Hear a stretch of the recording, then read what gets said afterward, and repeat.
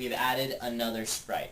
In addition to the enemy sprite, which is my beautiful face, we now have a little planet Earth that I created, which basically represents a new life. We've added a system in which you have lives, like in Pac-Man, and every time you fail, you have one less life and one less chance to try to beat the game.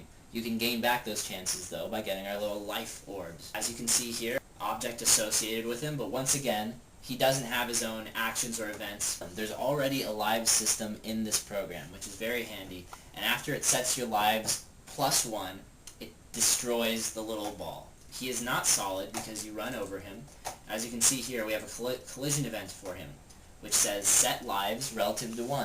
You can see here, we've also added a system in which every time you collide with a bad guy, not only does it say that we beat you and it restarts the room, but it takes away one of your lives. So in this way, there's a little bit more danger involved. We also have added so that when the game starts with a game start event, you are given 3 lives. So you can change that. You can have 100 lives if you want. When the room starts, we've displayed the message that you are entering the hideout, and when you are out of lives, we have a whole slew of actions here. The first one is that we show a high score table.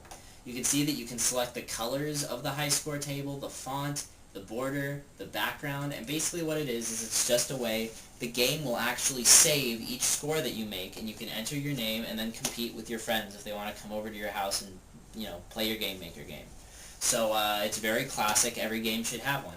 We also have a message that displays saying that the Game King has failed. And then, here's a cool thing. We have an action where the user is given a question. It says, do you want to try again, basically, and then it gives you a yes or a no. So basically, we've added a choice screen and then consequences for what you pick. If the user answers yes to the question, the game restarts. You're trying again. If the user answers no, which we've implied just by putting the else, basically if the opposite happens, the game will end. Let me show you how this stuff all applies to the current game. Alright, I'm going to have to gear up now, because I have to actually beat the first level to show you the second level. Okay, you have entered a new room in the Immortals hideout, and here I go. I'm getting some crowns, you know, it's all good. Here you can see our little life orb right here, so I'm going to go down there, and as you can see, oh, I'm trapped. We've actually created a pretty hard part of this game. If you get trapped there, then you fail. But I got a new life, so my lives are back to 3, as you can see in the upper corner.